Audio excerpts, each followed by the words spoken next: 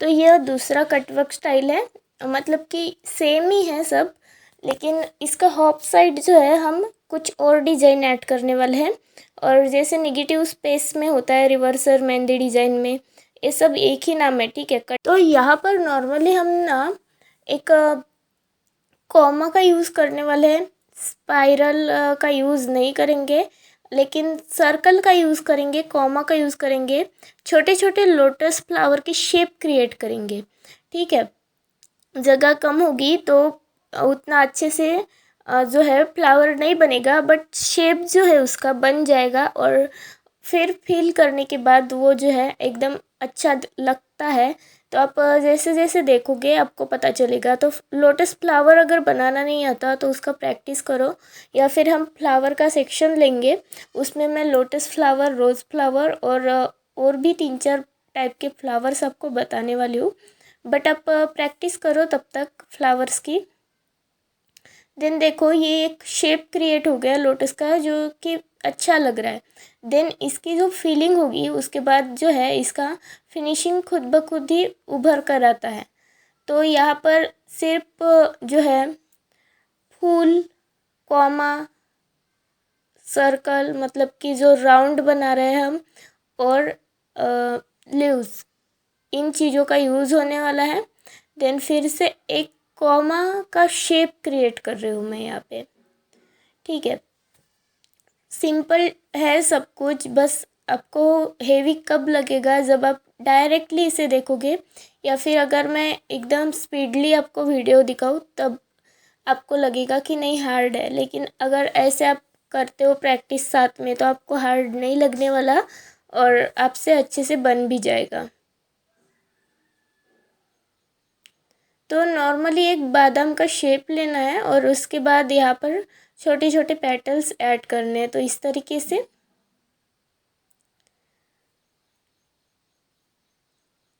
Then फिर से यहाँ पर एक लीव्स दिया है जो कि कमल की कली जैसा, लेकिन बड़ा शेप है तो उसे कली में कन्वर्ट नहीं कर सकते, बिकॉज हमने वहाँ पर कमल के जो फूल रखे हैं वो बहुत छोटे रखे हैं।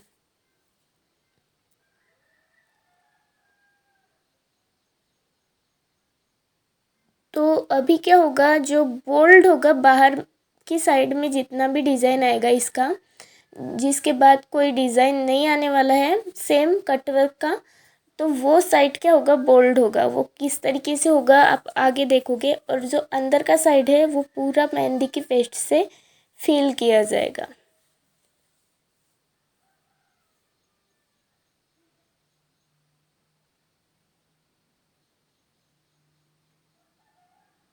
देन अब जब भी मेहंदी बनाते हो तब आपको प्रेशर कंट्रोल करना आना चाहिए। और इसी के साथ अभी गुल्फ मेहंदी डिज़ाइंस भी हम स्टार्ट करने वाले हैं।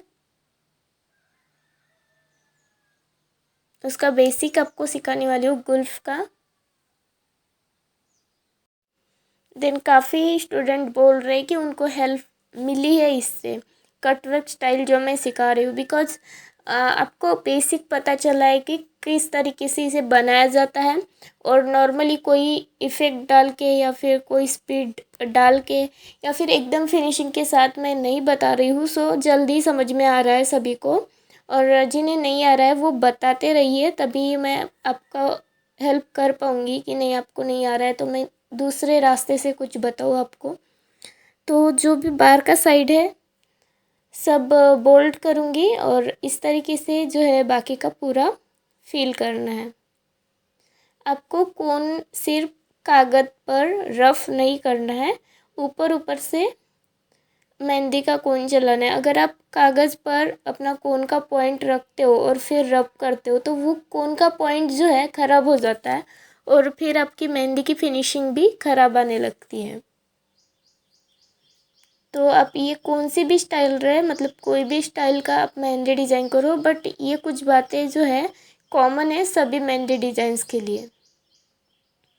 और इस तरीके से पहले बॉर्डर बना लो सभी फ्लावर्स शेप्स की, और फिर उसके बाद जो है उसे फिल करना स्टार्ट करो। तब आपका जो अंदर का हिस्सा है, शेप के अंदर का जो हिस्सा है वो भी ख़राब नहीं होगा इससे। और लॉक ही रहेगी, मतलब जो लाइंस हमने बनाई थी ऑलरेडी पहले शेप की, वो लॉक रहेगी ऐसे करने से। तो अभी मैं पास से दिखाती हूँ थोड़ा। देन आप इस तरीके से पहले बस हम हल्का सा कोन उस पर उसे स्प्रेड करने के लिए, उस पेस्ट को स्प्रेड करने के लिए ही यूज़ कर रहे हैं, बिकॉज हमें प्रेशर के साथ ये फीलिंग्स भरना होता है मेहंदी का पेस्ट का। और प्रेशर के साथ आपको मूवमेंट्स और कंट्रोल रहना बहुत ज़रूरी है। मूवमेंट्स की छोड़ो, मतलब अभी तो मूवमेंट्स का काम नहीं है इस काम के लिए उतना, बट आपके हाथों में आपका मेहंदी कोन का कंट्रोल रहना बहुत ज़रूरी है, तब जाके ये अच्छे से बनता है। बिकॉज अगर कंट्रोल ही नहीं रहा तो फिर अंदर की तरफ भी ये पेस्ट अप्लाई हो जाएगा और सारी डिज़ाइन ख़राब हो जाएगी। देन और एक बात, मैंने जो PDF सेंड किया है वो कुछ लोगों को समझ में नहीं आया। तो उसमें क्या है कि आपको ना ही इंग्लिश है वहाँ पर, तो इंग्लिश का कोई प्रॉब्लम नहीं आएगा, और हिंदी में लिखा हुआ भी नहीं है, वो ही इंग्लिश है। जैसे हम लोग चैटिंग करते हैं उसमें जो वर्ड्स यूज़ होते हैं हिंदी में ही रहते हैं, बट इंग्लिश के वर्ड्स हम लेते हैं वहाँ पर, ठीक है। अल्फ़ाबेट्स इंग्लिश में होते हैं ना, तो वैसा उसका PDF है। सभी जो मेहंदी के रिलेटेड आपको PDFs मिलेंगे उनके, और फिर उसमें कुछ पिक्चर्स है और कुछ इन्फॉर्मेशन है। तो इन्फॉर्मेशन आप पढ़ लीजिए, उसे अच्छे से समझिए, और जो पिक्चर्स है उन्हें सिर्फ देखना नहीं है, उनका प्रैक्टिस करना है। और आपको ये बताने के लिए मैंने वहाँ पर पिक्चर्स ऐड करे कि जैसे कटवर्क स्टाइल कैसे होता है, फिर कटवर्क स्टाइल की बॉर्डर कैसी होती है, दुल्हन के लिए हम अगर कटवर्क स्टाइल यूज़ कर रहे हैं तो उसकी बॉर्डर कैसी होती है, ये सब उसमें है। तो आप अच्छे से देखिएगा। देन यहाँ पर बहुत पतली सी लाइन हम ड्रॉ करने वाले हैं सभी, जो इसका बाहर का शेप आया है कटवर्क स्टाइल का, उससे लेकर अपना जो सर्कल है वहाँ तक। तो सभी में हम इस तरीके से स्ट्रेट लाइन जो थोड़ी सी तिरछी है, ठीक है, 90 डिग्री नहीं लेकिन 30-20 डिग्री के आसपास ऊपर की तरफ उठ रही है, तो इन लाइंस को क्रिएट करेंगे। सबसे पहले ये काम करना है। इतना हो जाने के बाद, मतलब सबसे पहले तो आपको कटवर्क स्टाइल ही बनाना है, उसके बाद ये काम करना है। और पतली लाइन बनाना है आपको, मोटी लाइन बिल्कुल भी नहीं बनाना, बहुत पतली लाइंस बनाने हैं। अगर लाइन ब्रेक हो जाते हैं तो कोई बात नहीं, आप उसे दोबारा क्रिएट कीजिए। देखो ये जो जगह है, जैसे कि राउंड में हम सब बना रहे हैं तो ये राउंड ही मिलेगा आपको हैंड पर, ऐसा ज़रूरी नहीं है, कोई भी स्पेस मिल सकता है उसमें हम ये डिज़ाइन क्रिएट कर सकते हैं, या फिर राउंड बनाकर भी ये डिज़ाइन जो है हम अपने हथेलियों पर दे सकते हैं, या किसी के भी जिन पर हम मेहंदी अप्लाई करने वाले हो। तो राउंड ही रहेगा हर बार, ये ज़रूरी नहीं है, मैं लास्ट में दिखाऊंगी भी आपको।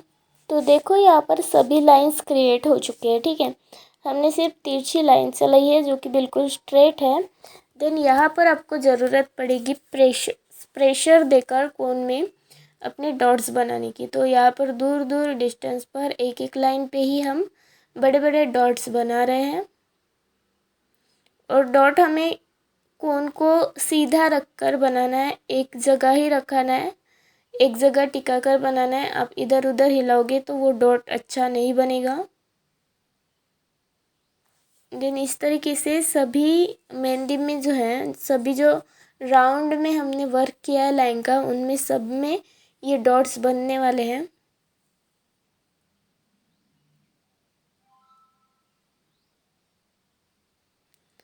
तो ज़रूरी नहीं है कि एक लाइन में 3 या 4 डॉट्स आएंगे, वो डिज़ाइन के अकॉर्डिंग आएंगे और सूटेबल जैसा लगेगा वैसे ही आएंगे। तो आप भी अपने हिसाब से वहाँ पर डॉट्स रखना। एक जितने मैंने ऐड किए हैं डॉट्स वहाँ पे, उतने आप भी करो, ये ज़रूरी नहीं है। तो सभी डॉट्स मैंने अप्लाई कर दिए, कि इसमें एक है, किसी लाइन में 2 है, किसी लाइन में 3 है, और फिर बाद में हम देखते हैं कि कम ज़्यादा कुछ। और फिर यहाँ पर देखो जितना डिस्टेंस रह गया है वहाँ पे, वो ज़्यादा अच्छा नहीं लग रहा है, तो यहाँ पर जो पहले डॉट्स दिए थे मैंने उससे थोड़े छोटे, उससे थोड़े नहीं, बहुत छोटे डॉट्स मैं यहाँ पर बना रही हूँ। बट सेम तरीका है डॉट बनाने का, डॉट बनाने का तरीका वही रहेगा। तो सभी में एक एक करके ही डॉट बनाना है आपको, एकदम बहुत सारे डॉट्स नहीं बनाना है। और जितना अनइवन आएगा डॉट का लाइन उतना अच्छा लगता है। अगर आप बोलोगे कि एक लाइन में ही हम डॉट देते हैं तो वो उतना अच्छा नहीं लगता है, बिकॉज़ हमारा वर्क जो है अनइवन जितना रहेगा वो उतना अच्छा लगने वाला है। तो आप ट्राई करो दोनों टाइप का,